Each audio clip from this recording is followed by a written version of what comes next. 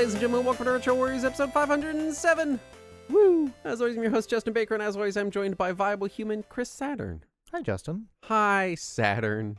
It is. We've made it. It's so exciting because I talked about it on Read Along the other day, but I got a new arm mount for my microphone. Yes. And it no longer just constantly tries to point itself at my wiener while we're recording. Well, once we And get all the audio, we got to pick up the B-roll. So It was like before, like gradually the little microphone would just drift down until Yeah. it finally just drop, and then I'd mute and set it back up, and then unmute and keep talking. And now I don't have to do that anymore, and it's you're very making me exciting. a little self-conscious about mine because it is held up by Velcro strips, like wire strips. Well, the for cable is the Velcro strips, but the microphone itself was not. It would just constantly No. fall. I mean, I just have them like strapped to all the okay. the arm elements to kind of hold it in place. Yeah. It's kind of jank. So maybe I should also upgrade. Like I went to Micro Center today because that's near my mom's doctor's office, yeah. and I was looking at their microphones, and they have this exact microphone stand that I got from Andrew, and it's apparently $60. And then right next to it was basically the exact same one that I had before that I got from you, and it was $20. So this is apparently 3 times the cost of what I had before. Yep. And it's so nice. It's so very nice. I might have to upgrade. Housekeeping. First of Yes, all, we do want to state we are recording this a week before the Nintendo Switch 2 Direct. Yeah, so that'll be addressed. So if you're like, you guys didn't even mention the Switch 2, and I'm sure everyone's going to be very excited about it, it's because we're in the past. We're living in the past right now. So And also next week, we'll still be in the past because we record 2 episodes at a time. yes. So that will still be a week before the Nintendo Switch 2 Direct, despite you listening to it a week after this one. But reminder, retro game show. So I think us being in the Yeah. past it's a feature, not a bug. Exactly. I also want to mention, at least my allergies are in full swing. Yeah. So if I sound nasally or out of breath, it's because my sinuses are swollen so shut that breathing is labored and shall be till, I don't know, August. I felt like a crazy person leaving the Tom Thumb with 3 6-packs of Kleenex. But it's important. It's a necessary thing. I never drain. I never get drainage. If I get drainage, it's post-nasal drip. But what I get is it all just packs in there, and it's just like this solid mass that never comes out. I get both. Oh, God. Yeah. My I wife get and kid get the runny congested nose. while still draining. It's bone dry in there, and I can just feel my sinuses just swollen shut. And I'm like, I can't breathe. And if I don't blow my nose regularly every couple of minutes, then I end up with like a bad cough the next day. It's just terrible. Guy is now sending us private messages of pictures of grandfather clocks you can buy at Home Depot. Ooh, nice. For people that were on the pre-show. Yeah. My week. Still doing the Xbox and Xbox 360 collecting. I think I'm kind of where I want to be on PS4 and PS3 for now. Yeah. But it's only $25,000 for that grandfather clock. Oh, that's nice. Is that all? Just $25,000? And all it does is tell the time, and I have to wind it with a key? Yeah, This is great. How come all young people don't own these? That's a brand I've seen on The Price is Right, so I don't think that's like normal consumer furniture. Still doing the Xbox and Xbox 360 collecting. Yep. I've been playing some Forza 4. Mm-hmm. Although today I accidentally deleted my campaign. Motorsport 4 or Motorsport Horizon 4. Okay. Which is still trapped on the 360, and I'll be restarting because I accidentally deleted my save. Good job, yeah. Which I'll talk again about in a minute. Also played MechAssault 2 for the first time, which is the less celebrated sequel to MechAssault, which is one of the best games on the original Xbox. And surprisingly good. I really thought it was going to be kind of bad. People seem to really not like MechAssault 2 nearly as much as the first one. Yeah. I think being a general BattleTech fan helps because it's cool to get to use like different armors and VTOLs and tanks and stuff like from the tabletop game. You're not just stuck in a mech all the time.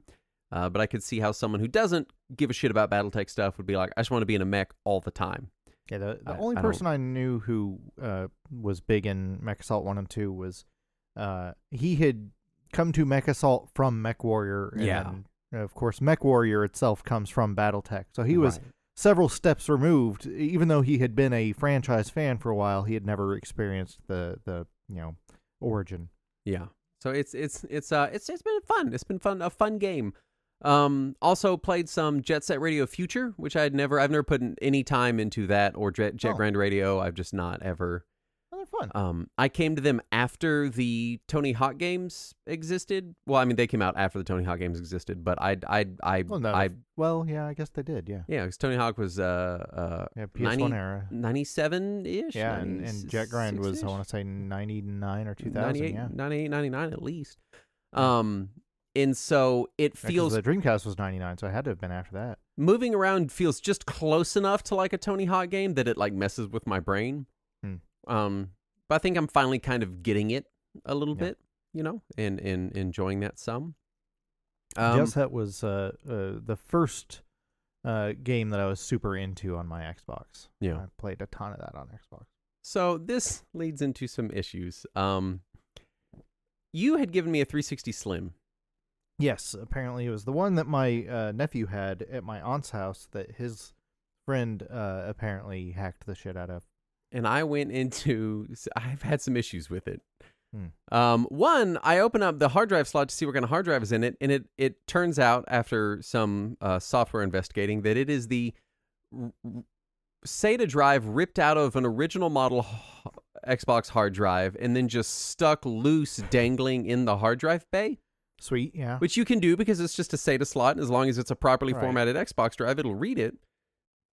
But it wasn't big enough for me to download all of my digital Xbox stuff, which I wanted to get all on this 360. Yeah, I've got a 500 gig on my 360. Yeah, and so I go and I do some research, and people are like, hey, if you get a lot of people sell cheap, like $20 500 gig hard drives for the 360 Slim, but they're like knockoff brands, and everyone's like, they don't have the backward compatibility layer to play backward compatible games. And I was like, oh, well, I'll just go on eBay and find an OEM one. Yeah. I find an OEM one, 320 gig for like $30. And I'm like, that's fine. That's enough to hold all my digital stuff. And it comes in, and I'm like, all right, well, how do I transfer my shit to this hard drive? I was like, well, I'll just plug it into a SATA adapter and then plug it into USB. And I'll just transfer my stuff over, and then I'll swap the drives. In the same way we've been swapping drives since drives existed. Not in consoles, though. Yeah, that's the problem. Yeah. I plug it in and it says it's unformatted, and I'm like, all right, well, I guess they wiped it before they sent it to me, so format it and we'll copy my shit over. Come to find out that if you format via USB on a 360, it formats to a non-internal Xbox 360 compatible format. Of course it would. Formats to regular. Don't say of course. I don't know what made you think it wouldn't. Why would it format to a different format than what it uses? Because you're plugging it in USB. That doesn't matter. It's the same device. Does. It's the stupidest shit. It's the same thing that a PlayStation would do as well, by the way. And so then I learn that now that hard drive can never be used internally on a 360 ever. It is now ruined.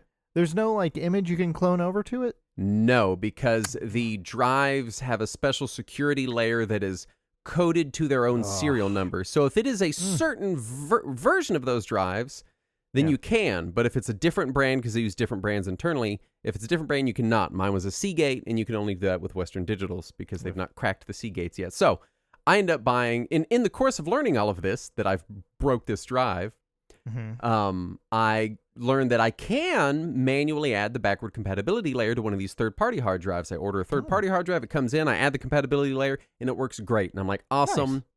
Nice. And the guy that I fucked the drive up on let me return it. And I'm like, all right, so no harm, no foul. This is all fine. That guy was nice. This is great. Cool. That's good. And then the 360 begins freezing. And so I'm like, that's not good. And I'm like, but it had started freezing while I'm in the waiting period between drives. So I'm waiting on the 500 gig to come in. I've got the 320 going back, and I'm still just playing it and testing it because it has 4 gigs of internal storage, so I can still have my profile and play disc games. Begins freezing. New hard drive comes in, continues freezing. I do some basic troubleshooting, removing caches, stuff like that. Still freezes. Maybe it's the game I'm playing. Try a different game. Still freezes. And then I realize it only freezes when it's reading from the disk drive. So I open it up. Which is, I don't know if you ever opened a 360 Slim. It's a fucking nightmare. It is. It is completely held together by clippies. Yep. Everywhere. I open it up. It's sparkling clean on the inside. Shockingly. I mean, no dust anywhere. I open it up. I end up opening it up multiple times, troubleshooting it. I open up I disassemble the entire CD drive. I clean and lubricate all of that. I pull off the heat sink. I clean off the thermal paste and I repaste it. I've yanked the whole motherboard out. I've cleaned everything. It's sparkling clean. Everything's lubricated. Everything's got new thermal paste. It is still freezing. And I'm like, all right, I need to replace the disk drive, I guess, because it only happens when it's reading a disk. Yeah. Except Microsoft hard-coded each 360 disk drive to that 360's motherboard. Of course they did. Of course they did. Because fuck me, I guess. Yeah. And so this is all going on, and I'm like, God. So then I just start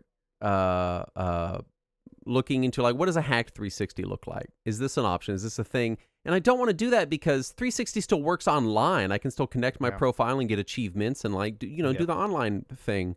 And of course, there's that super easy, cheapy USB hack now. Yeah, which, I don't know. It seems like more of a pain than just RGH modding it, Right. But I get frustrated with it. I shelf it and I take out my original Xbox. And someone in the chat had mentioned that you need to remove the real-time clock capacitor because it can leak and damage the board. Yeah. So I had opened it up and I removed that capacitor and it had leaked. And so I ended up having to pull the motherboard out of that. And I'd soak the whole thing in isopropyl in the sink and really scrub it down because it had leaked a lot, but no damage, thankfully. That's good. And I notice I've got some bulging capacitors, and I'm in this. This is right after the 360. I'm in this headspace of like, shit, man. This one's not on its last legs, but it's on the path. It's got bulging capacitors. I had to rip out the RTC.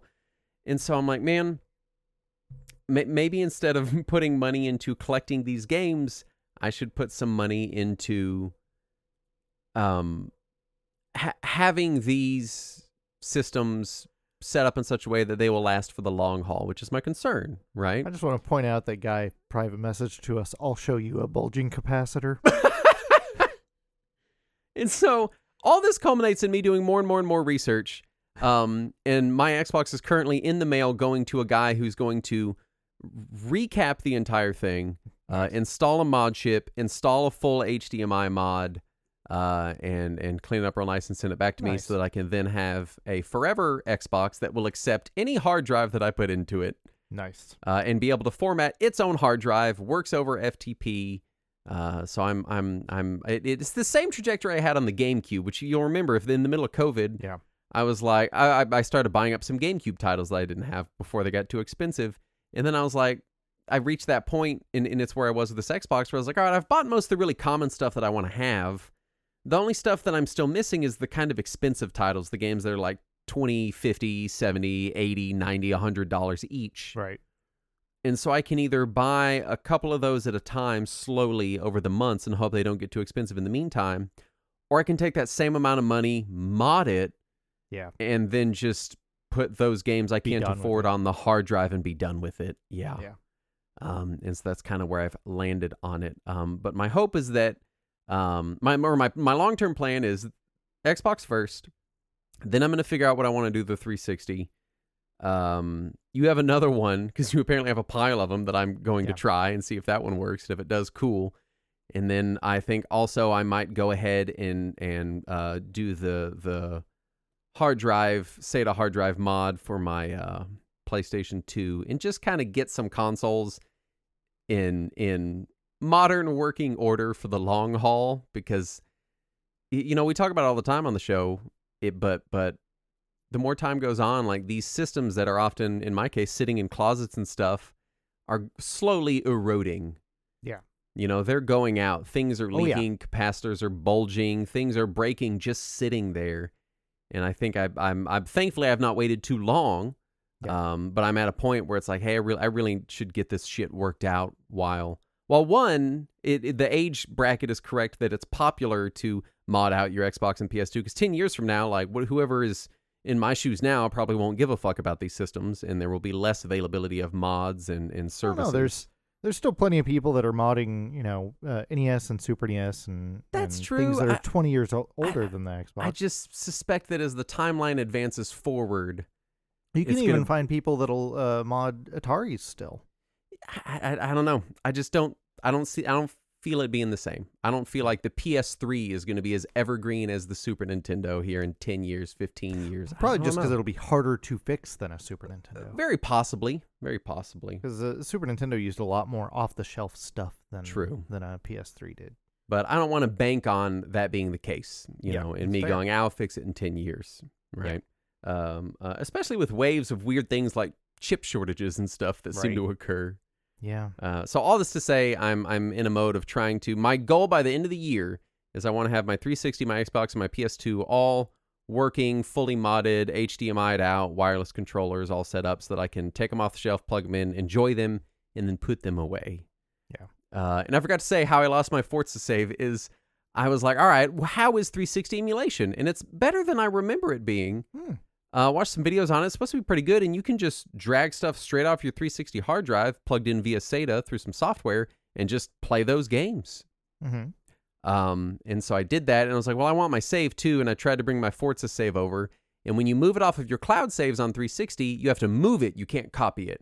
And in the hassle of trying to get it to work in the Xenia 360 emulator, I accidentally deleted it. So now I got to start my campaign over. Which is why this is why I like having these discrete consoles. That's why I like the mini consoles. Is I like my saves locked away on some hardware where I'm not going to fuck with them and lose them.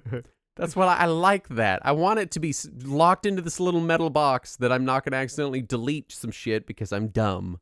Yeah. Anyway, that was my very, very long week. What have you been doing, Saturn?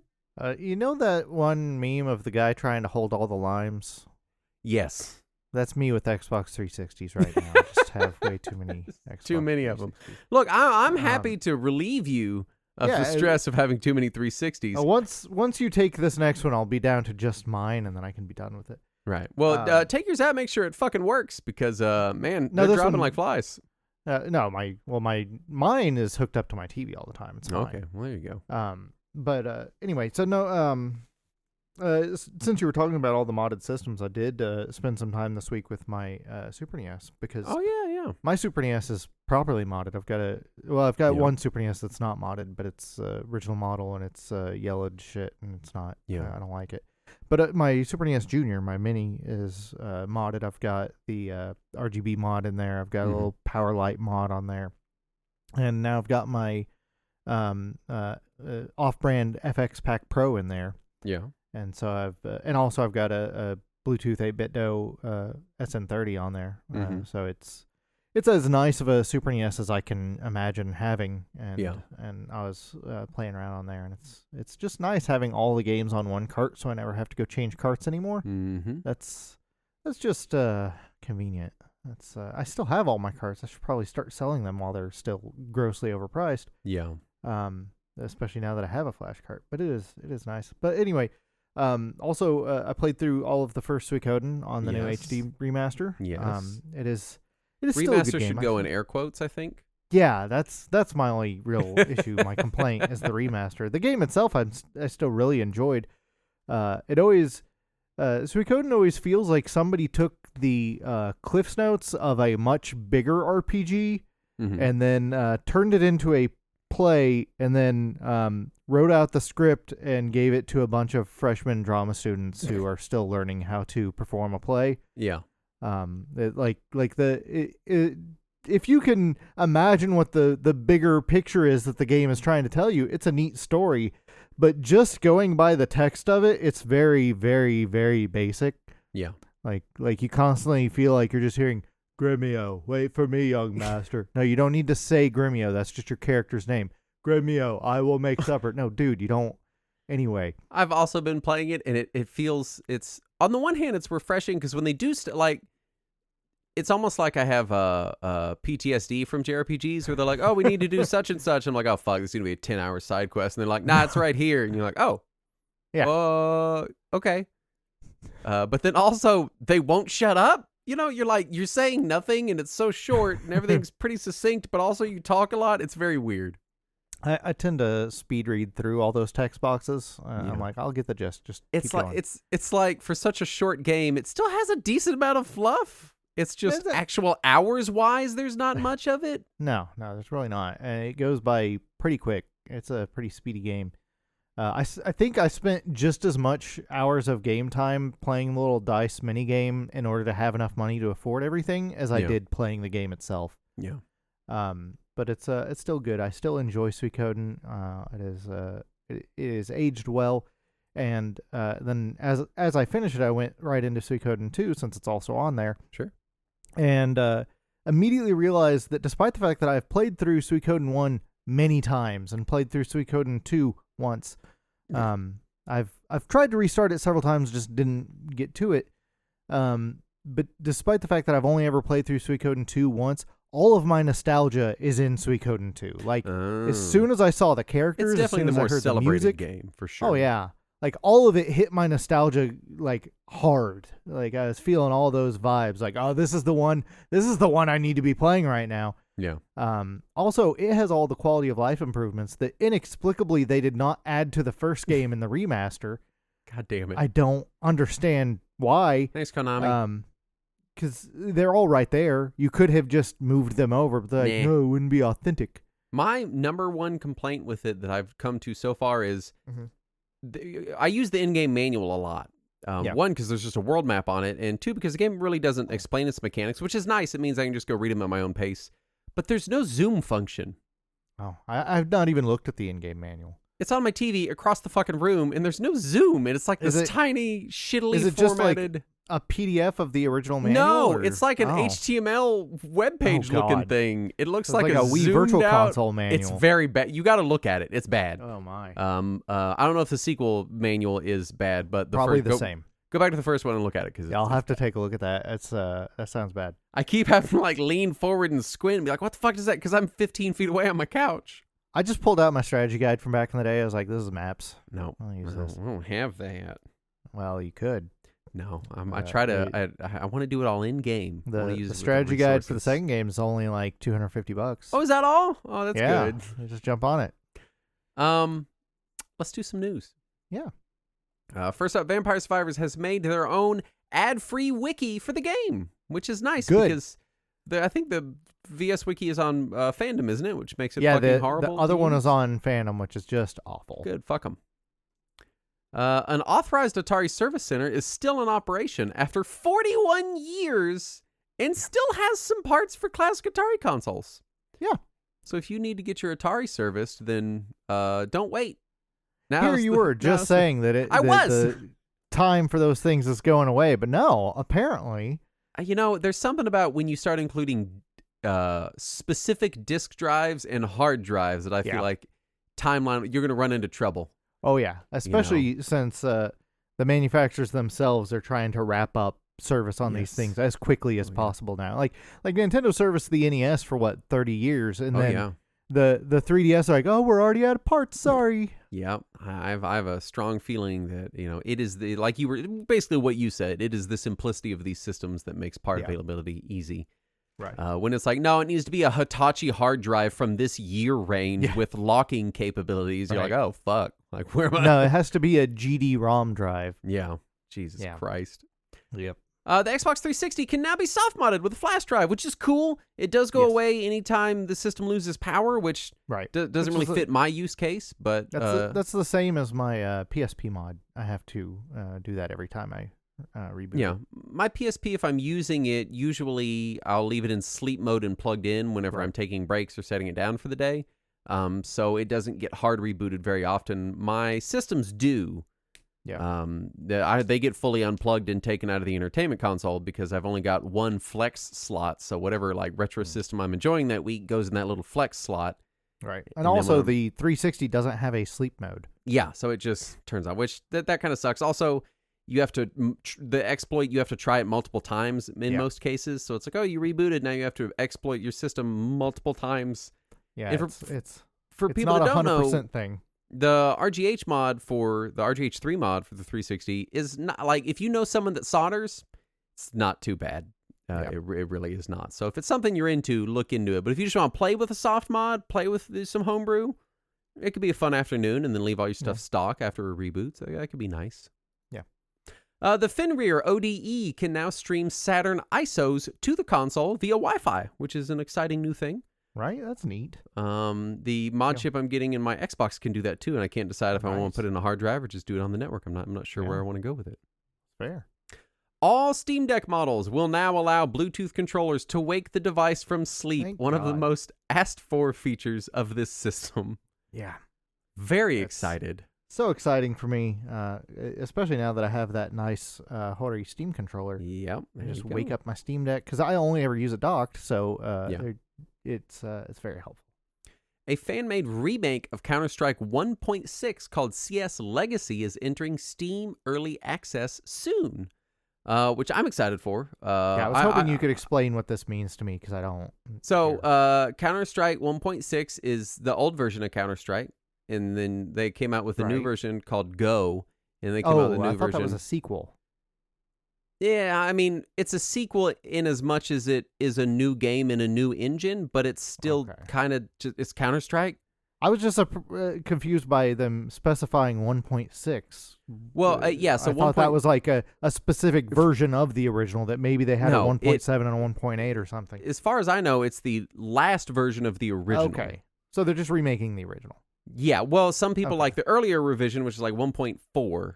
Oh. You know how people get with their online games. They're like, no, I like this exact revision where grenades bounced exactly like this off of a wall, or you know. Yeah, I'm not one of those people, so no, I don't understand it. But at all. 1.6 is basically there's old Counter-Strike and then there's new Counter-Strike because they took away Go and turned it into Counter-Strike 2 because we can't keep things or preserve them. So really, there's only two Counter-Strikes. Not for online games, anyway. Yeah, as far as Valve is concerned, there's two Counter-Strikes. There's old one and there's new one, and this is old one. Which would be good. Fans have ported Phantasy Star 2 to the Commodore Amiga, so the one guy who refuses to upgrade from his Amiga can finally play one of the best Phantasy Star games. So I kind of want to load it up on my A400 Mini. Yeah, just see how it is. Or A800 Mini. I don't remember what number it is anymore. PlayStation brand founder Ken Kutaragi has revealed that he still has a working Super Famicom PlayStation just fucking kicking around in his house. Just like, I got one of them. It looks less yellowed than the other one. That got he got the good years plastic, ago, right? So I read the quote and he's like, "Yeah, I think I got one of those." It was so weird. Yeah, and he just was like, "Yeah, it's in my closet." At no point was he like, "People might care about this." Right. Like 2025, you're like, "Oh, you guys give a shit?" Like, yes, dude. Well, I think part of it was he worked for Sony for most of that time, and there was probably true. some NDA and everything, and he couldn't just present this. But now that he is. I think he's retired. I think I feel like he is that but recently. yeah. And so now he's like, well, now that I don't have to deal with Sony's bullshit anymore, I can show you all this cool thing. Atari announces My Play Watch, a watch with basic fitness tracking that lets you play Centipede, Pong, Missile Command, or Super Breakout on a teeny tiny screen attached to your wrist while sending your data to whatever third-party company they've hired to do the fitness No, I don't tracking. think it's online. Oh, is it not at all? No, I think it's a completely offline, like all it is like a step counter. Oh, That's like as much as its fitness tracking is a step counter, and maybe it has like pulse or something, but it's that's a little more exciting. Yeah, it's not a smartwatch at all. The news article I saw about it called it a smartwatch, but then when I looked into it, I was like, no, that's a dumb watch that just happens to have some cool features in it. Hey, I'll tell you what, I'll take a dumb watch that's just a heart rate monitor. I use a heart rate monitor on my watch is like 90% of what I use it for. Like I don't wear it and I put it on to work out and then I take it off. The thing that I appreciate the most about it is in order to play these games, you use the crown of the watch as if it is a dial on an arcade machine, and that's really kind of cute. me, I came in skeptical, but I'm curious. Yeah. ESA members have announced a new initiative to address accessibility messaging. Microsoft, Nintendo, and EA have already voiced their support. I'm very excited about this initiative. Yeah, that's good. It lists things on the back like if there are adjustable difficulty options. Yep. A lot of things that like when I'm shopping for games for my 9-year-old, it's like, how much reading is in this game? Is there an easy mode? Like stuff that is not strangely easy to find about a lot of these games. Yeah, and it also mentions a lot of accessibility options for colorblind like visibility modes and sound, and it's very nice. I'm very excited about all of this. I've always been a fan of more accessibility for everyone. Yeah. Seeing this becoming easier to track and easier to just for people to know before they spend money on a game without just having to ask someone else who has bought the game first. That's great news. All for this. Yeah. Retro Games' full-size Amiga replica has been delayed due to legal action. That's sad. Not shocked, but sucks. Yeah, and they've put out several of these old Commodore systems, the C64 and the previous Amiga Mini that I have that I referenced a minute ago.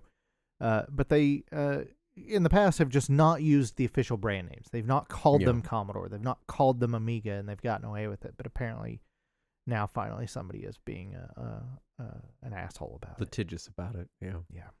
4 Super NES Koei strategy games were added to Nintendo Switch Online, including Romance 4 Wall of Fire, right? Is that Which is on everything. Yes, it is on everything.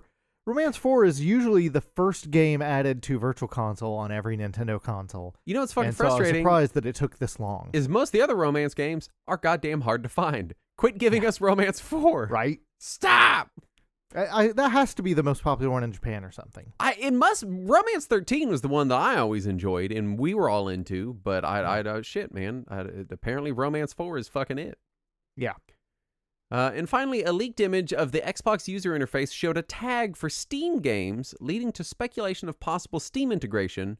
The image was promptly removed and replaced after an outlet asked about it. Yeah. So I don't know if this would shock any of us. I think it would be cool. No. Yeah. It's hard, man. I struggle with where Microsoft is, where it's like, I love the idea of like, we want everything on everything. We want everyone to have everything accessible. We want platforms integrated. But then I also struggle with the fact that they're like, yeah, we're moving away from physical, discrete releases. We're shying away from discrete hardware. Like I'm torn. And also, if they're adding Steam to it, it begins to question what even is Xbox hardware at that point. Saturn, everything is an Xbox. Right, I get that. So a Steam Deck is an Xbox already. Yeah, you fool. That's where it becomes less enticing to have an Xbox. If everything can be an Xbox, why bother to buy an Xbox? So it is. I'm both excited because it is good to have integration of all these things. Mm-hmm. But I am also concerned because that kind of just puts the last nail in the Xbox coffin. It's tough. I was talking to my wife. This is kind of a tangent before we get to the topic at hand. But I was talking to my wife about I was getting my Xbox modded, and I was like, you know how I did my GameCube, where like everything is on an SD card, so I don't need any of my games. And I had this moment where I was like, come to think of it, I don't know why I still own all my GameCube games. Yeah. You know, but then when I was talking to the guy about modding it, I was like, hey, it's going to leave my disk drive intact, right? And he's like, well, I mean, if it works, it'll still work after we mod it, but why do you want it? Yeah. And I was like, well, I still like enjoy the ritual of taking a game out and putting a disc in my system. Not all the time. Sometimes I just want the convenience and I want to just lump it on the couch and have hotkey commands to go back to the menu and jump in 10 different games. But sometimes I want to like have the experience. Yeah. And I was talking to my wife about how like a lot of modern technology kind of efficiency aways the bespoke nature of a lot of things, and it becomes this thing where you're sort of creating like fake rituals that don't really do anything except to get you in a headspace. Yeah. You know, these things were different hobbies and stuff, and they have these, you know, I guess what I'm trying to say is Xbox losing their identity a bit is objectively good in the realm of like accessibility, having things, being able to use things the way you want. But there's also that sort of that loss of identity and what little amount of, I don't want to say humanity, really. But it's just it's strange. It's like, yes, everything already is a computer. There's no reason you can't boot up fucking Ubuntu on your Xbox and load Steam and play Proton games. There's no reason you can't. Yeah. And I'm kind of annoyed I can't. But I don't know. There's a little bit of loss of identity as everything sort of merges into this big giant efficiency based tech blob, you know, which I know kind of goes against some of our messaging, but you know, not to make a tangent of your tangent, but you're talking about the ritual of inserting the cartridges and everything. Have you watched Slopes Game Room's 2-hour documentary about the Super Sega yet? No. Oh my God. He's showing all the different videos of this lying liar talking about the Super Sega console, which we've talked about and what a disaster that is. But at one point, one of his videos showing off the console shows him put the cartridge into his fake PCB thing. Yeah. And then he tries to turn it on, nothing happens. He turns it off. He takes out the cartridge, blows in it, puts it back into his fake thing, turns it on, and then there's like a quick jump cut to suddenly the game playing on the TV. I think, and we've talked about this in our shows previously, is that I think what you need to come down to is accept that your hobby has some rituals and non-efficient identifiers that make it enjoyable to you. Like when we talk about like ROM curation, don't just load every North American released PS2 game on your PS2. Pick the ones you like, curate it a little bit, and that little bit of human touch does make a difference, and I guess that I worry that Microsoft is going to lose that little human touch with their push into everything is everything and everything is AI now. Welcome to Copilot. Right. And it's like, no, that's not what we meant when we were like, everything should be everywhere. That's not what we meant, please. Yeah, they added Copilot to the Xbox, right? Jesus Christ. Yeah. Which brings us to our topic at hand. Yes. Speaking of the future being destroyed by AI, which is Resident Evil. Yeah. Synopsis is a look back at the freshman entry into the Resident Evil series of films. Oh, no! Yes, we did it again. This is our April Fool's episode. It won't come out on April 1st, so hopefully that'll make it extra tricky. Come out sometime in April. Sometime in April, we're going to fool you. The Uncuts will get it pretty close to April 1st, though. They will. You will. So, Uncut people, you've been appropriately April's fooled. Slightly early, but, whatever. This is our April Fool's episode. Sunglasses emoji. We are doing, did you say sunglasses emoji? Yeah. We're doing the first Resident Evil movie because the game is too spooky for me, but the movie is too stupid for everyone. You know what? In fairness, the first game is pretty stupid these days too. That's true. If you go back and play it, it's pretty goofy. You got the Jill sandwich. Yeah. You got that whole opening intro cinematic, which is so great. It's some of the best cinema ever recorded. This game did cause me to be like, maybe I should really look back at the Resident Evil games, and I went back and played the PS4 version of the Resident Evil GameCube remake. Oh, the PS4 port of the remake. Yeah. Yes. Because it was on HD remaster. I think it was on PS Plus or whatever. Yeah, probably. And God, it just so not fun. I was having that one's still a little spooky. I played it for it's a little spooky. Got some vibes, and I was playing it for a little bit, and it's just. But the PS1 version, though, I don't think the spooky's still there. Yeah, because it's I can't so imagine. Goofy and dumb. I was having a really hard time getting through it, and I was like, I don't know, it's. Yeah, that one's still pretty spooky. I still enjoy that one. That one's my preferred way to play Resident Evil 1, just because of it's still got the spooky. But we're here to talk about Resident Evil, the film. This had its theatrical debut on March 15th, 2002. Is distributed by Screen Gems, which is a division of Sony Pictures, and Constantine Film, directed by Whenever Paul. I hear Screen Gems, I always think about Green Acres. Green Acres? Why Green Acres? Because at the end of every episode of Green Acres, you would hear Jar Jar Gabor say, "A Screen Gems production, darling." Oh, yeah. It's been a minute since I watched Green Acres. Well, look, my childhood was filled with Nick at Night, and so I was trained. This was unfortunately directed by Paul W.S. Anderson, director of Event Horizon, Mortal Kombat. Saturn wrote Alien vs. Predator. Oh. Which is my favorite type. Just a guy named Alien versus the Predator. I like to think he's an accountant or something. Hi, I'm Allen, and you just hear real Predator thick noises glasses in the fucking background. Yeah. And also who did Monster Hunter, which in anticipation of this, Andrew and I started the Monster Hunter movie while I was over at his place. And I don't know that I've ever seen something get the tone so wrong in my entire life. Like, you know how Monster Hunter is a fantasy video game about gleeful cooperation and silliness and running around and cooperatively overcoming the odds with your friends and getting cool armor. Yeah. So, of course, the movie is a very heavily Afghanistan war inspired military drama with body horror, right? Yeah, it's Mad Max, right? That makes fucking sense. Jesus Christ. This was my first encounter with this film. Oh. I think I've seen like bits of some of the later ones, but I've never seen this one. You've seen the laser scene though, right? I feel like I have like in YouTube clips or Okay. something. I don't know that I've sat and watched it in its totality. All right. Early in the film, I got very excited, and I've got my notes here. And I was taking a tally of nipples and decapitations. Yes. And by the end of the film, There's I was some very of each. disappointed because there's only 2 of each. There are 2 Yeah. nipples and 2 decapitations in this whole That's film. true. That's a good point. And that was very upsetting to me. Yeah. I don't even know if there are any dude nipples now that I think about it. No male nipples. I saw 2 female nipples, and that was it. They were both at the same time. They were together. It was a pair. Yeah. And then 2 there's more than 2. decapitations. You missed some then. Did because I? There's more than, yeah, there are. Yeah, I don't know there's how I more. missed Anyway. any. No, But yeah, I, so this was my first encounter with it. I don't know that I ever saw this one. I think I've seen like a bit of the third one.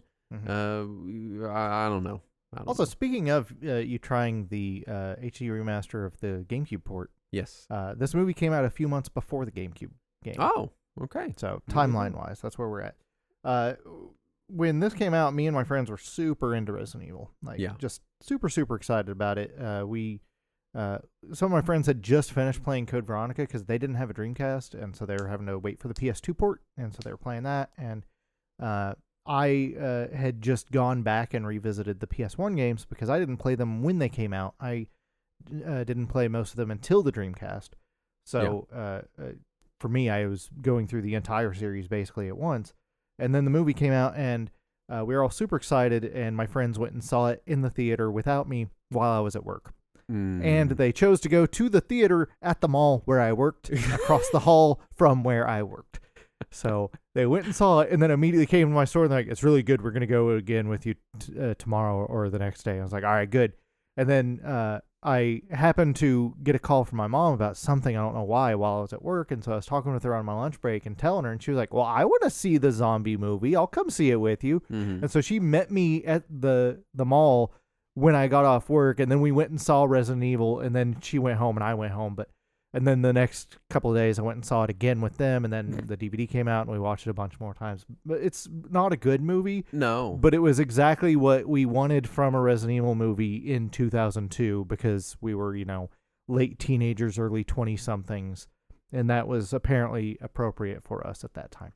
Resident Evil was in a different place in 2002 than it was now. Yeah, well, this was pre-Resident Evil 4. Yes, this is before the big shift. Yeah. The beginning of a series of shifts Oh, yeah. in the 'Cause at the Resident Evil time, franchise. Resident Evil was still kind of a hokey zombie franchise. Right. With anti-corporate overtones. Yeah. And that was basically all it was. And then RE4 comes out, and suddenly it's this international thriller of parasites and shit. Yeah. So it was a very different thing at that point than it was prior to RE4. Step us quickly through the development before we get to the cast and plot. Yeah, so the games came out. There were Mhm. games of Yes. Resident Evil. Did I put Made Resident Evil famous by Creek the- anywhere in here? Put Resident Evil what? Resident Evil Evil Creek. No, you did not. I don't think I did. I Shame don't on see me. it. Anyway, Obviously, Resident Evil made famous by the TV show Spaced, in which it was featured briefly. Yeah, As that. everyone knows. yeah, that's where everyone learned about Yeah, it. that's where. So the first game did pretty well. They were working on the sequel, and while they were working on the sequel, German film production company Constantine Film approached Capcom to acquire the rights to produce a film based on the game.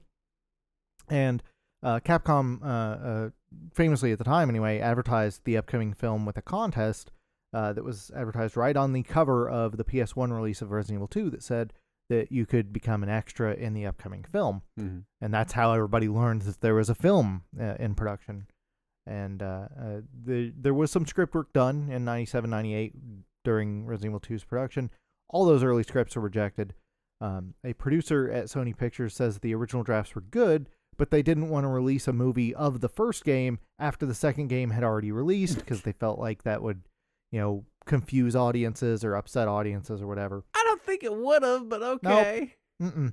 So they threw away all those, and then because the games were so clearly based on his work, Capcom had hired George Romero, the creator and director of Night of the Living Dead and Dawn of the Dead and all that. The zombie guy. Yeah, the guy who basically popularized modern zombies.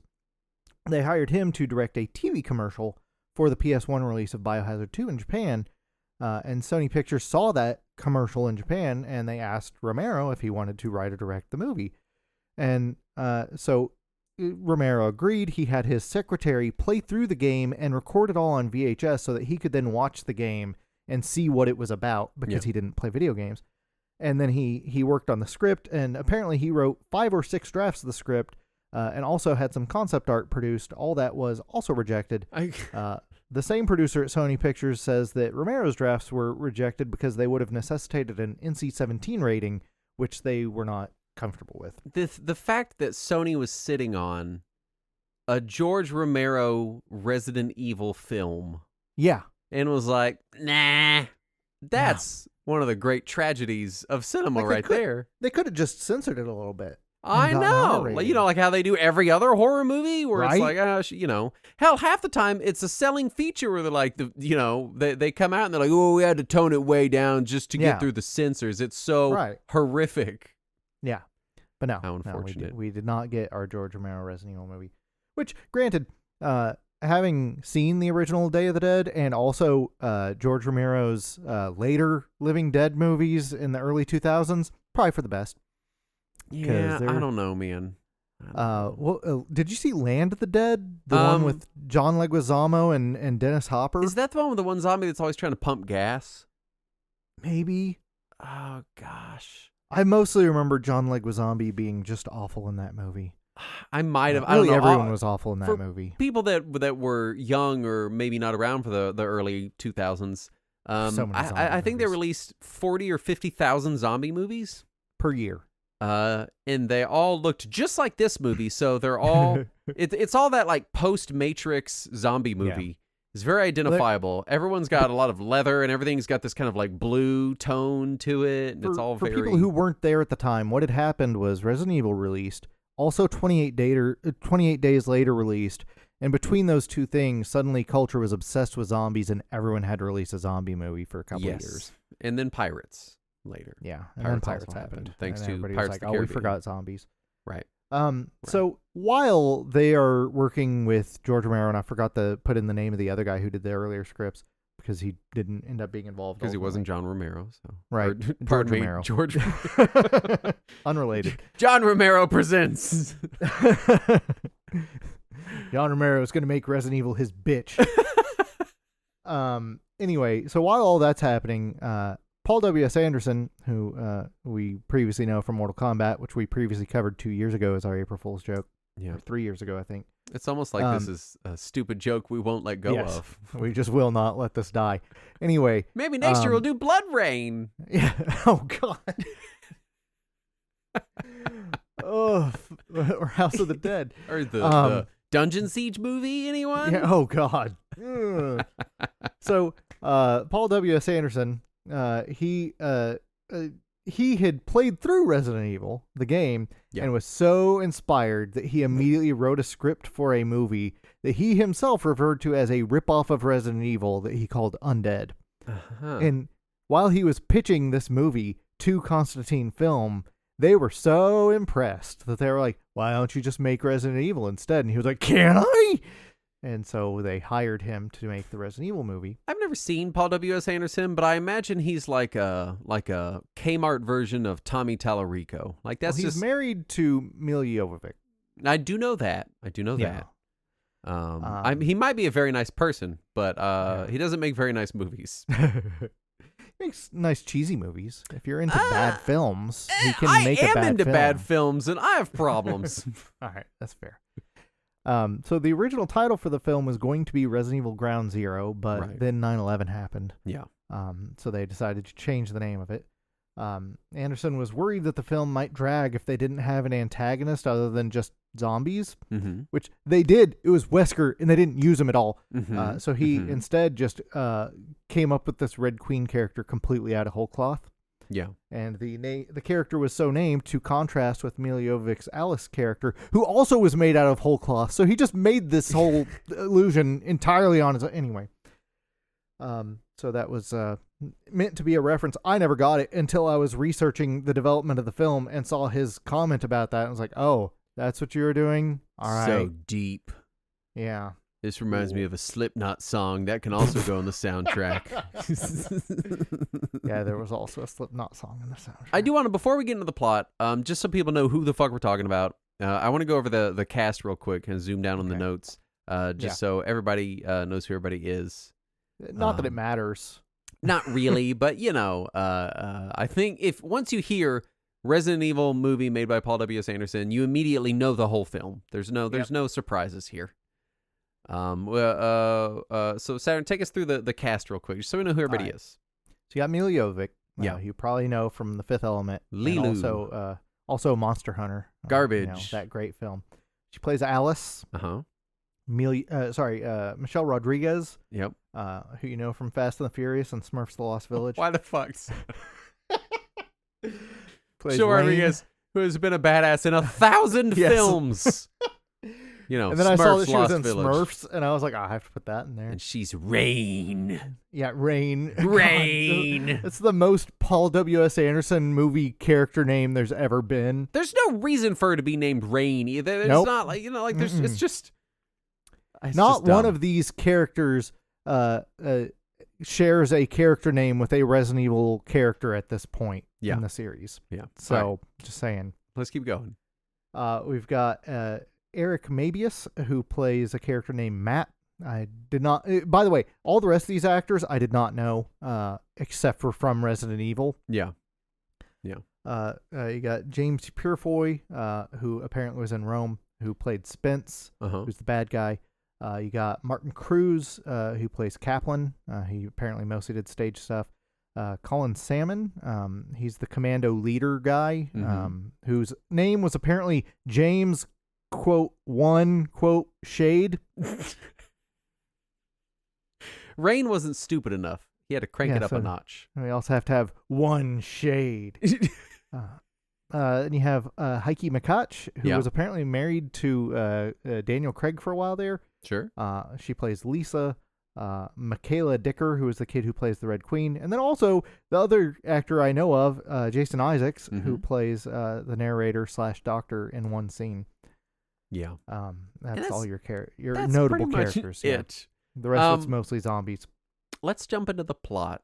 If you can call it that. I have notes here. I wrote them out on a legal pad and crumpled them up on my desk because I think that's what this movie deserves. So I think that's actually how they got the script, was they just dug it out of the crumpled papers and Paul W.S. It's Anderson's a crumpled trash. legal pad piece of paper. It's been on my desk for a week, and at the top it says nipples and decapitations. So that's all the notes you need. This is what I've got. Take us through the plot of this this alleged film. I'm still not convinced. So you got the Umbrella Corporation, who is a massive megacorp who makes everything, mostly medicine. But the medicine may be a cover for their secret bioweapons research. Right. Someone in the in media res intro infiltrates the massive underground Umbrella research facility in Raccoon City. This facility called The Hive. A very Paul W.S. Anderson name for a location. Right. They break into The Hive to steal a bioweapon called the T-Virus. And on their way out of the facility, they throw a vial of the virus to expose the employees to its effects for some reason while they're still in the building. And the vials are these very stupid, like, twirly vial inside of a larger vial. Little helix made of glass inside of a glass vial. Why? Why is that a superior design? It's not, and nobody knows. Yeah, Paul W.S. Anderson just looks thought it really looked cool. Yeah. And then sometime later, Alice awakens in a mansion with complete memory loss. And while trying to get her bearings, first she sees a note telling her, I don't even remember what dumb phrase was on it. and then she doesn't know if it's her handwriting, so she writes like the entire phrase to compare it. Like 2 or 3 words wasn't enough. She has to write the entire fucking phrase. Anyway, and then a Umbrella Run paramilitary commando group breaks in, and some dude tackles Alice to protect her from the flying glass or something. That she didn't see the dude until like right as the paramilitary group is breaking in. Yeah. The random dude is Matt, who says he's a cop who just transferred to the RPD. And the commandos take Matt prisoner and demand Alice tell them what the situation is, which she doesn't know because she has no fucking idea. Memory loss. She's got protagonist amnesia. You're right. And since she doesn't know what's going on, the commandos insist that she and Matt come with them as they investigate why Umbrella lost communication with the Hive. So now they're going. They're sort of dragged underground into this complex. Yes.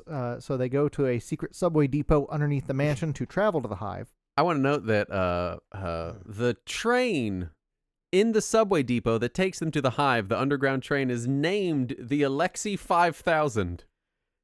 And it says it across the front of the train. And I don't know why, but it tickled me that the train was named the Alexei 5000. I'm pretty deep in Resident Evil lore. I'm not like the most expert. You don't say. I don't know what this is a reference to, but it feels like it's trying to be a reference to something, and I don't know. Like the closest I can come up with is I think Alexia Ashford in Code Veronica. Yeah. But it has nothing to do with any of this. Yeah. So I don't know. I don't know what they're going for. Was that character very train-like, perhaps? No, there's no trains in that game. All right, then.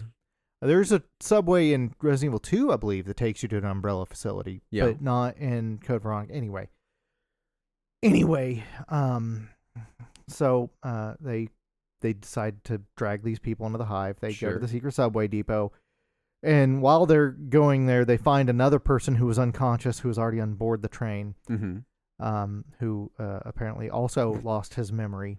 I think they just didn't want to write a script, and they're like, everybody has amnesia. Nobody has anything to say because they all have amnesia. So there you go. No exposition They wanted required. Characters who were related to the story, but they didn't want them to know the story yet. So they've got to learn it. Because then you got to write words, and the words got to make sense and be congruous with the plot. If the characters know the story, then who are we going to explain all the story to? Exactly. Yeah. Exactly. Maybe an animal sidekick. Maybe it could be a raccoon. Maybe we could everything explained to. Just have Jonathan Frakes as Commander Riker there to ask questions to everything he should know the answer to throughout the story. I like this version much better. About this point is that they go into the facility, they take the train in after they run into the guy, and my only note here is walking through pee-pee is what I wrote.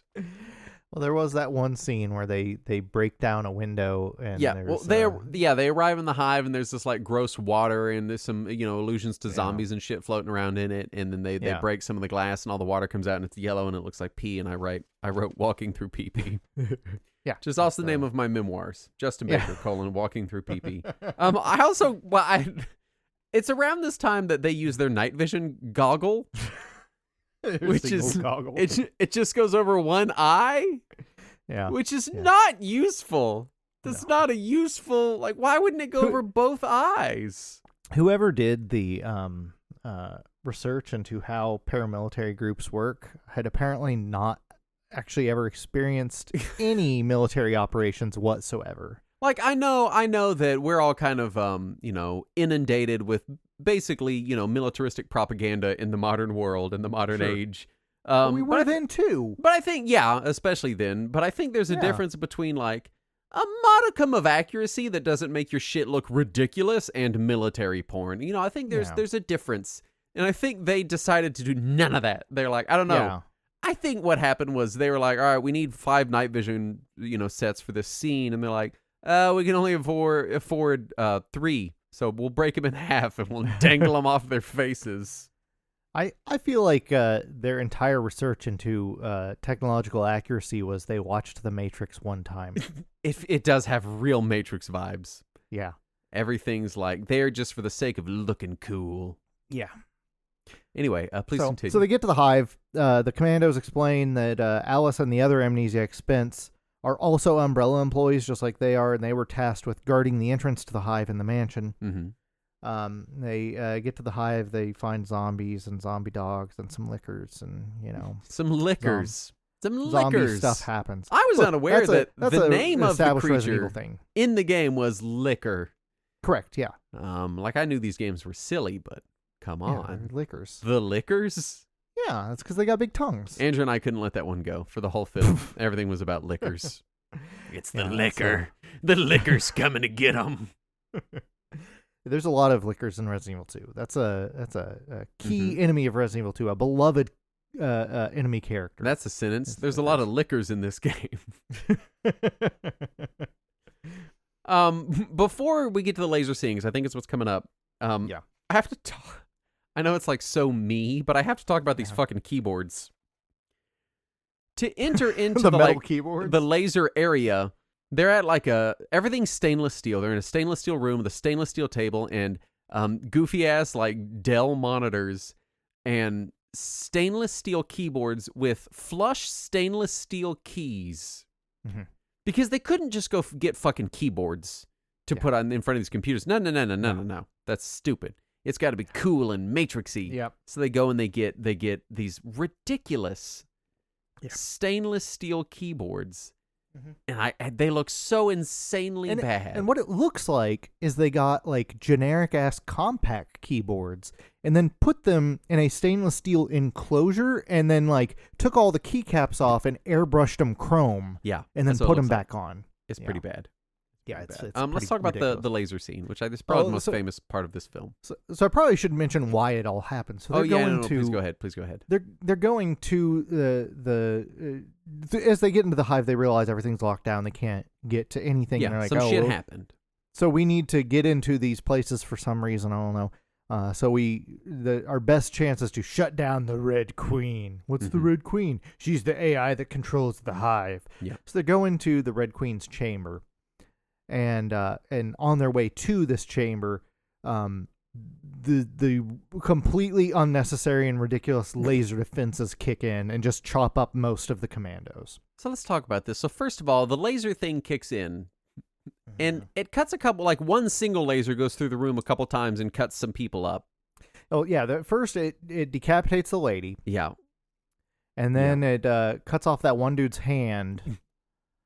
And then later, just to fuck with you, there's one guy left, and he's like ready to dodge the laser, and it comes in like a big fucking waffle grid. Yeah. And just slices him into pieces, which they don't show, really. It's the laser equivalent of waffle stomping this dude. Yeah, this guy gets waffle stomped through a laser grid. And it's, not only is it unnecessary, yeah, the CGI is terrible in all the laser stuff.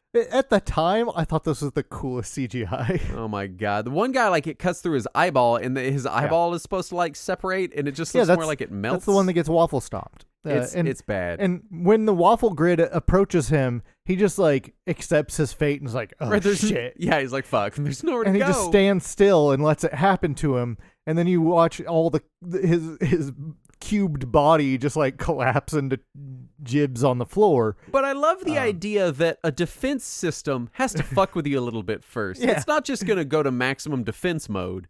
It's going to it's be like, run nah, by we'll throw a couple little lasers in there. Sure, but that would imply some kind of maliciousness. Yeah, well, I'm guessing that the AI was trained on future Twitter. And so it has decided that it wants to like teach a lesson to the people who aren't in the laser grid of what will happen if you go in there. There's no reason for this to be the way the defense system works. It's stupid. None at all. Anyway, please continue. Really, there's no reason for there to be a laser defense system for your AI server room. We lose like 3 characters here out of a cast of like, what, 7? Something like that, yeah. So all of a sudden the character count is lopped in half, and you realize that these characters only existed to be in the badass expensive laser death scene. Yeah, go ahead. So they manage to shut it off, and they get into the Red Queen's chamber, which is a server room with a holograph emitter for some reason. Which, God, as somebody who works IT, if you're going to put a holograph emitter, please do not ever put it in the fucking server room. I'm trying to work in there. That's the last thing I need. So the Red Queen shows up to be the exposition dump, and tell us what the plot is. She explains that she is the AI. She controls the hive. She detected the virus particulates in the air, and so she sealed the hive and released knockout gas to the mansion to prevent them from reporting back to Umbrella until the hive's occupants had all died so that the virus would not spread out. And everybody was like, well, if it's an airborne virus, why wouldn't it just then spread out the second we unseal the hive? And she's like, no, the T virus, it mutates from airborne to liquid-borne to blood-borne. And now it can only translate through blood because it's been an hour. Right. At its final stage is the Souls-like game Bloodborne, and then it's over. That's when it's done. It makes sense. I think its next step is it'll transition to being an STD. Yeah. Clearly. It makes no sense. Yeah. It just makes no sense. Yeah. Also, the knockout gas caused the short-term memory loss, which she just dismisses as totally normal. Yeah. Yeah.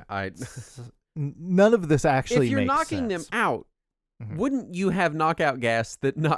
In a world where knockout gas exists, yeah, wouldn't it kind of does, but not like instant knockout gas. In the real world, getting knocked out is not like in the TV shows. If you get knocked out, you need to go to a hospital. And get checked out.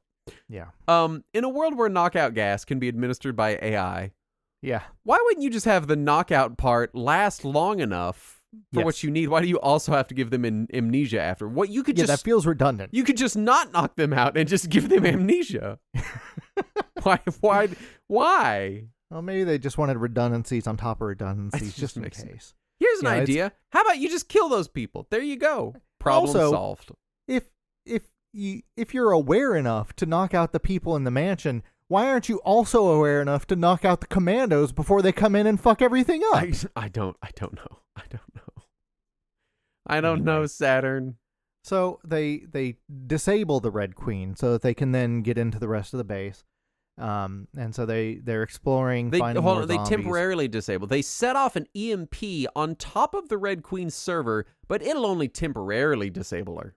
So actually, they did disable her, but also left the EMP for some reason. And then as they're exploring the base, they realize the only way they can get into these other chambers is if they turn her back on. But when they turn her back on, they leave the EMP there so that they can use that as a threat. Whereas if she tries to kill them, they'll pull her plug again.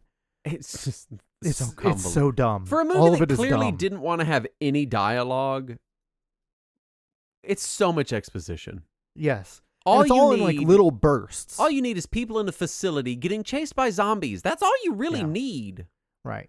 Well, you need Umbrella. You need to have Umbrella as a bad guy. Sure, it's an Umbrella facility. Done. Otherwise, it's not Resident Evil. We did it. So they're exploring the base. Matt finds the zombified remains of his sister because she tries to attack them. And then he explains to Alice that he and his sister are actually environmental activists or corporate terrorists, according to Umbrella, who are trying to expose Umbrella. And he lost contact with her after she told him that she had found a leaker within Umbrella, and he was trying to find out where she was, which is why he was breaking into the mansion in the first place, which is why he was there to tackle Milla Jovovich at the beginning of the movie. Yes. But he doesn't know who her contact was within Umbrella, and he was trying to find that out. Right. And then Alice and Spence eventually regain their memory, and Alice realizes she was Matt's sister's contact. She was the one who was betraying Umbrella the whole time. And Spence realizes he was the bad guy. He was trying to smuggle out the T-virus to sell on the black market, and also somehow sabotage or frame the environmentalists in the process. I don't know how any of that worked. It's stupid and convoluted. But also, as soon as he regains enough memory to realize he was the bad guy, he immediately turns on everybody and tries to kill them instead of trying to get out safely first. Here's the thing. It feels like Paul W.S. Anderson, they were like, all right, you can only have 7 speaking roles. And he's like, well, I got to waste 3 of them on a cool CGI laser death scene. So we don't really have enough characters left over to have bad guys and good guys. So we'll just have to have people do both. Yeah. And I think this is the real root of the amnesia thing, is like, well, you want to have a bad guy, but he also has to be a character that does other things. So he just doesn't know he's a bad guy. He'll forget it, and then he'll remember it later. Like, what? Yeah, it's like you would think that he would also remember the time that he was amnesiac seconds ago, and that he was, Yes. working with these people to survive. Yes. But he's like, no, instantly I have to kill all of you and get out on my own and not like work together to escape. So this turns into kind of the final showdown scene where they're all like locked in a room. Yeah, and then a bunch more people die. Sure. Spencer escapes. He gets killed by a licker, and then the team realizes that there was an antivirus the whole time. Alice remembers that she was going to get both the virus and the antivirus. Yeah. For Lisa, and that was her whole thing. But they don't know where the antivirus is, and they realize that Spence had taken it. He had the virus and the antivirus in a sealed briefcase on the train the whole time where they were. On the Alexei 5000 the whole time. So Spence gets his ass killed by the licker. They get back to the train eventually. They find the antivirus. They give it to the people who were bit, but it was too late. They turn anyway. Only Alice and Matt make it out because the licker somehow evolves into a like tyrant. Yeah, it's G-virus a Pokemon monster. Yeah. And it keeps changing. Yeah, it's stupid. And it turns into your classic Resident Evil giant oversized boss monster. They kill it by pinning its tongue down and then inside of the Alexei 5000. And then it gets hit by a bunch of steel pipes. Yep. And then it dies. And then Alice and Matt make it out of the mansion. They're the only survivors. All the commandos are dead. But they make it out of the mansion just in time for more commandos to show up who abduct them. They say something about putting Matt in the Nemesis program. Alice is knocked unconscious. She wakes up in the Raccoon City Hospital, but the building is abandoned, and she goes outside to find that the outbreak has already happened. The end. Yes, this is the cliffhanger set up for the next Resident Evil movie, which you say picks up exactly in this moment. Yes. And of course, it's an excuse for Milla Jovovich to be almost Butt-ass completely nude. Yeah. Right here at the end of the film. Because Paul W.S. Anderson can't make a film without Milla Jovovich being naked in it. Right. And also she was naked in Fifth Element, wasn't she? Yes. Yes, she was naked in Fifth Element. I think she's contractually obligated to be naked in every film. I at some point it's just got to be her brand, or she's like, nah, I got to be naked in the film at some point. Yeah. It's You got to see my nips at one point. Sorry. The plot makes no fucking sense. It does not. I do love. There's one of the commando guys. There's a scene where he's like. So I don't know why this stuck with me. We're watching it, and all the commandos have like machine guns and like semi-automatic pistols and like what you would expect like commandos to have.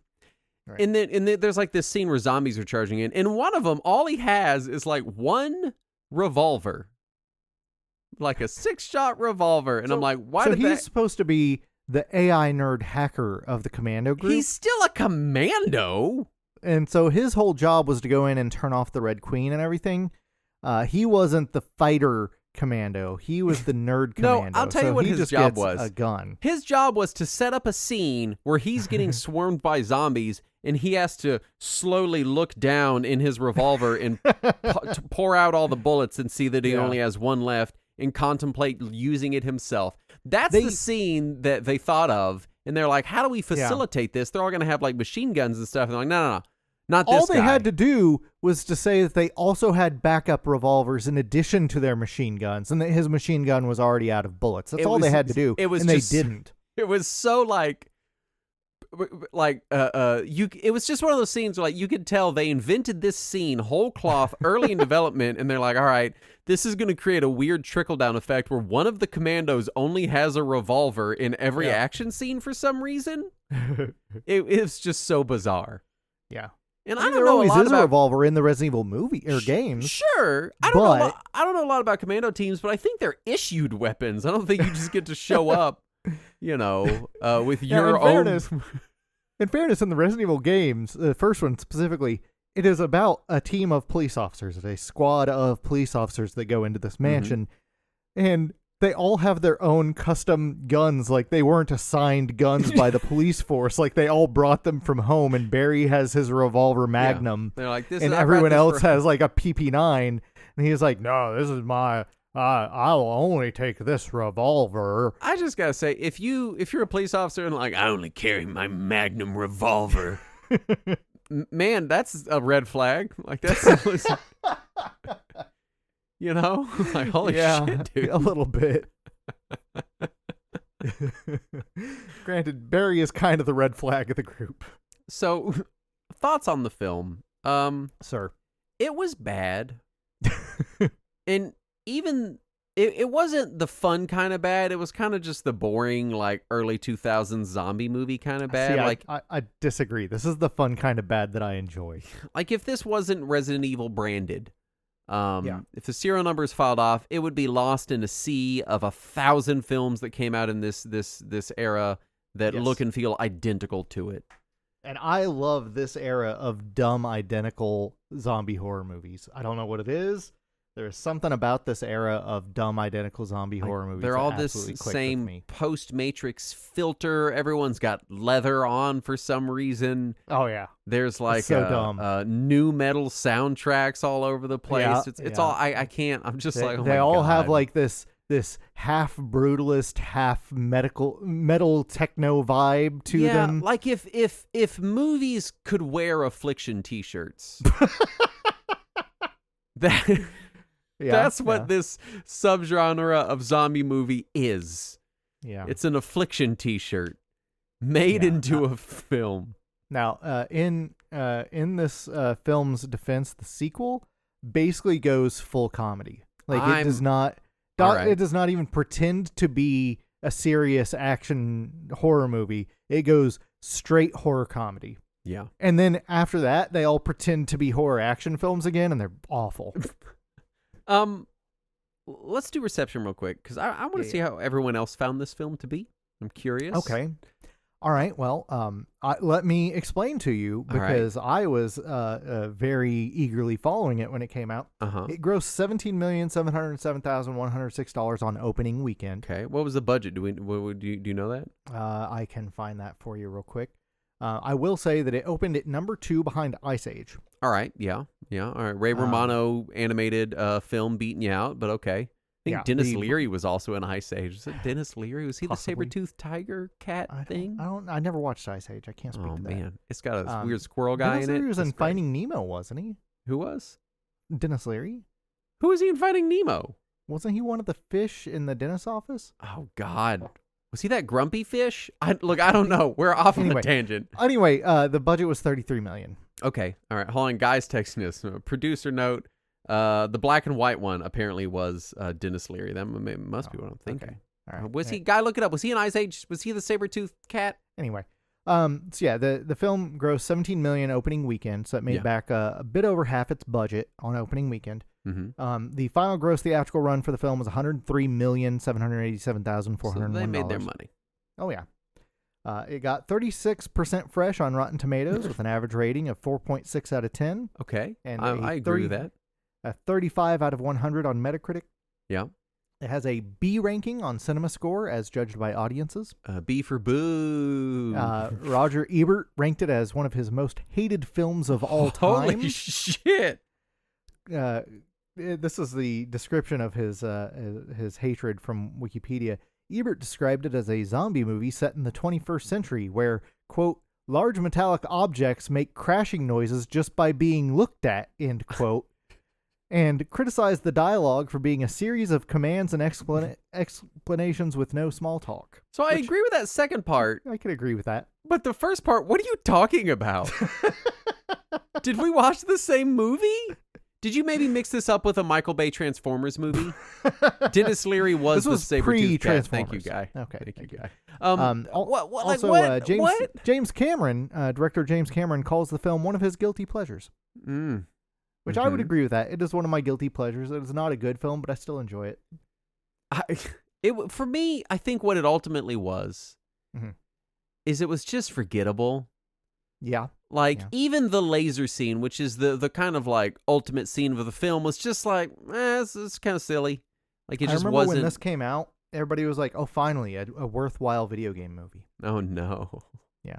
Oh no. Well, think about what was before, though. I guess. What do you got? Super Mario Brothers movie. Yeah.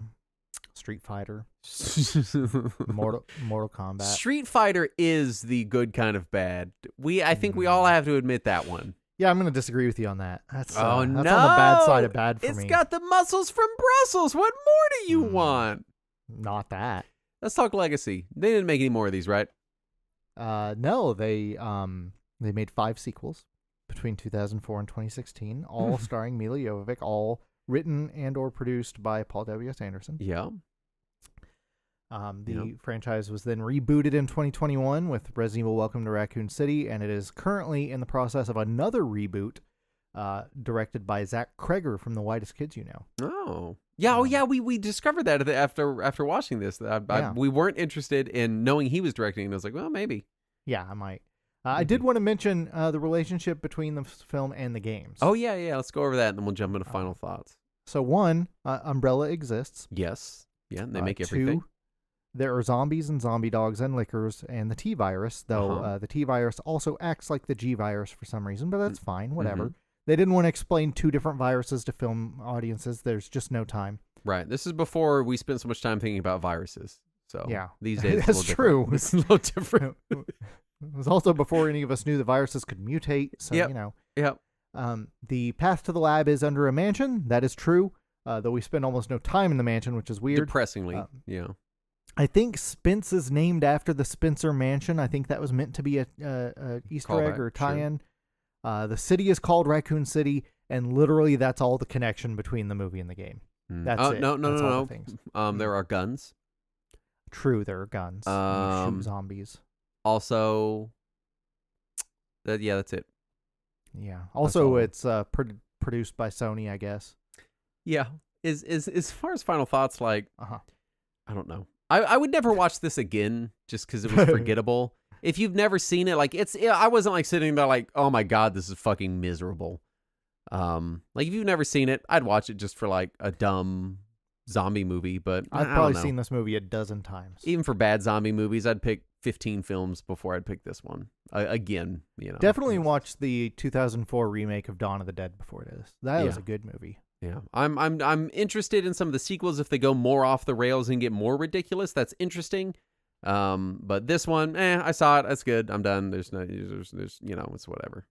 The next one has a specific comic relief character, and he's great. He's so good. I love that guy.